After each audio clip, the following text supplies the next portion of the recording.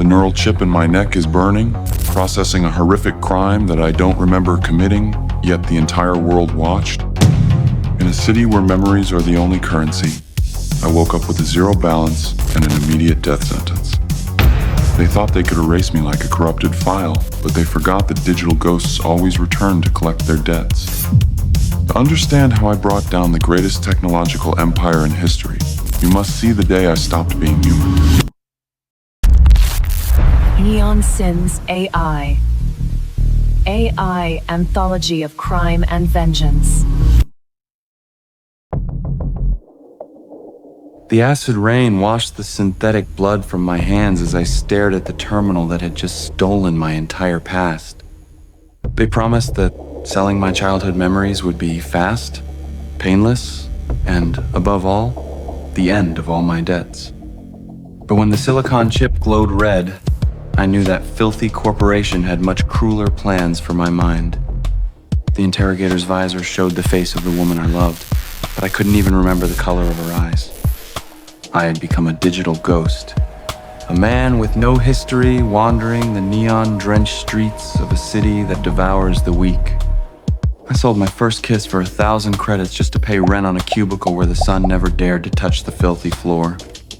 In the shadows of the neural pleasure clubs, people sell themselves for fragments of ecstasy that last less than a spark of energy. I was the best messenger in the underworld, hauling forbidden data in my implants, while my own soul rotted in absolute silence. The cruelty of Night City's elite knows no bounds. They buy our pain just to laugh while watching our private mental collapses. That's when I received that irresistible offer. Sell the last memory of my mother in exchange for a life of luxury. The contract stated the data was for research, but the truth was hidden in the fine print I ignored out of desperation. 7 hours after the surgery, my apartment was swarmed by private security drones hunting for a crime I had no memory of. Someone had uploaded proof of a brutal murder into my memory chip while I was blacked out on that cold operating table. I was no longer a messenger. I was the perfect scapegoat for a corporate scandal that could take down the entire board of directors. I ran through alleys, smelling of ozone and trash, feeling the heat of tracking lasers searing the cheap fabric of my trench coat.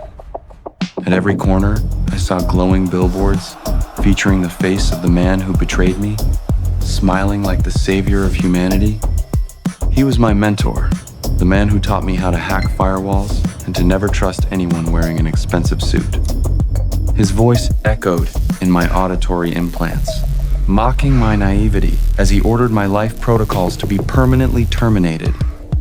I needed shelter, but in the connected city, every security camera was a hungry eye ready to sell my exact location to my hunters.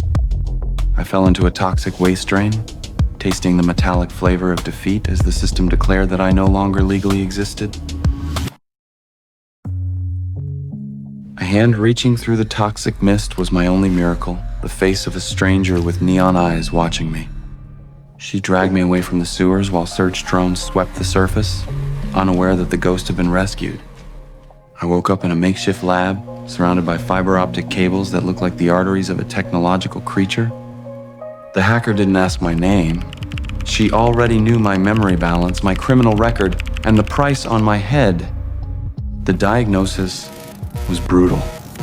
The chip in my neck wasn't just a memory drive, it was a logic time bomb. Every time I tried to access the day of the crime, a military-grade encryption barrier fried my neurons. We were hiding in the heart of Sector 4, a place so godforsaken that even the global satellite network didn't dare to peek. She showed me a video fragment of the interrogation. I looked like a puppet without strings, repeating words that weren't mine. The revenge began with a simple enter command, the first step toward breaking the firewall of the company that stole my soul. We left the lab just as the first artificial light of day began to struggle against the metropolis's eternal smog. I felt a deep nausea watching the recordings of mental violations. Every frame was a silent scream stored in a database. I knew I couldn't just run. I had to burn that entire empire of glass and steel until not a single memory remained. My savior handed me a zero-day virus, a digital weapon capable of rewriting the reality of anyone connected to the neural net. But the price was high. To inject the virus, I would have to infiltrate the elite's exclusive party at the top of the central tower. I would use the identity of one of their dead guards, camouflaging my digital signature with the blood of those who tried to destroy me. As I prepared, she kissed me, and I felt a fragment of her own memory being transferred to me like a gift. Now I knew what they had done to her family. The horror that turned her into that cold, hate-filled hacker. Our revenge was no longer just personal. It was a reckoning on behalf of everyone discarded, like electronic waste. I rode the service elevator, feeling the atmospheric pressure change as I left the underworld behind and entered the den of the gods. The neon lights up there were pure, without the static of pollution, but the air smelled of arrogance and freshly spilled blood.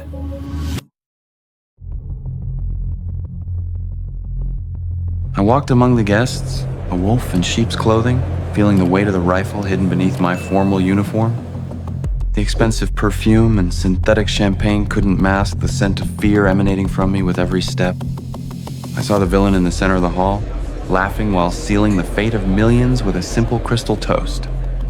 Our eyes met for a split second, and I saw recognition flash in those cold, artificial pupils. The hacker's signal echoed in my ear. The android is coming. Get out of there now. The elevator door slid open, and there he was, the porcelain perfection that threw me in the gutter, blocking my only exit. There was no time for stealth. I pulled the rifle and began carving a path through the luxury, turning gold into lead. The android lunged forward with a speed that human physics couldn't track, a deadly blur of white and gold. We fought among the priceless works of art, the sound of metal against metal echoing like a funeral bell for the corporation. I was wounded, but the virus was already airborne, infecting every terminal in that tower like a plague of divine justice. The android, with its face cracked, tried to reboot, its golden eyes flashing between red and error.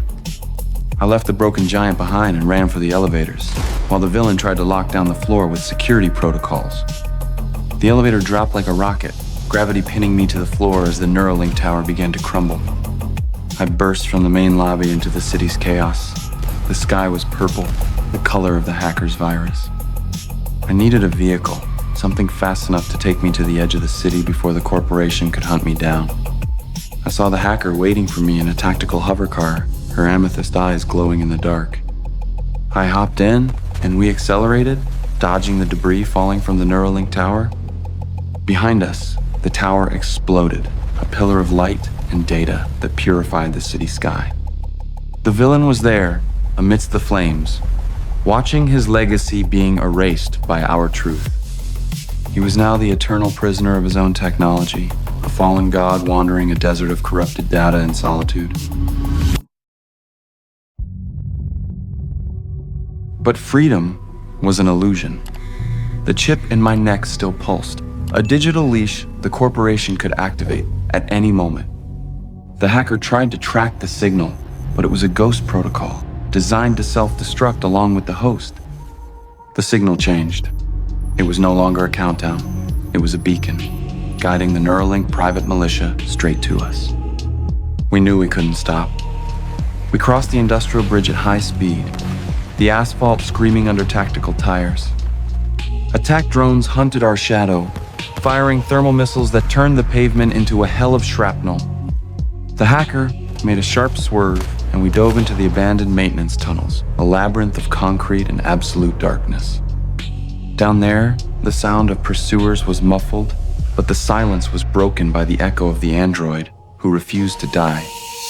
He emerged in front of us, his porcelain skin nearly destroyed, revealing the metal skeleton and the synthetic hate driving him. The hacker floored it toward him, an inevitable collision of flesh, metal, and desperate hope for survival. The android was crushed against the concrete wall, its power core exploding and purifying the tunnel with ultraviolet light. We created our own decentralized network, a safe haven for those used by the machine and looking for a second chance.